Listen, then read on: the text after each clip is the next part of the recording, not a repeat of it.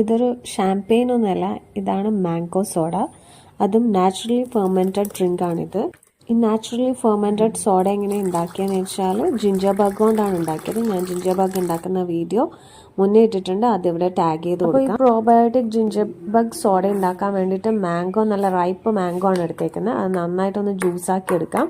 അതിലേക്ക് കുറച്ച് വെള്ളവും കൂടി ഒഴിച്ച് അതിലേക്ക് 2 സ്പൂൺ ഷുഗറും കൂടി ഇട്ട് നന്നായി മിക്സ് ചെയ്തതിന് ശേഷം നല്ലൊരു എയർ ടൈറ്റ് ആയിട്ടുള്ള ഒരു കുപ്പി വേണം എടുക്കാൻ വേണ്ടിയിട്ട്. ആ കുപ്പിയിലേക്ക് നമുക്ക് ജിഞ്ചർ ബഗ് ഒഴിച്ചു കൊടുക്കാം, ഒരു ഹാഫ്. അതിനുശേഷം മാംഗോ ജ്യൂസും കൂടി ഒഴിച്ച് നന്നായിട്ട് മിക്സ് ചെയ്ത് 2 ഡേയ്സ് മാറ്റി വെക്കാം.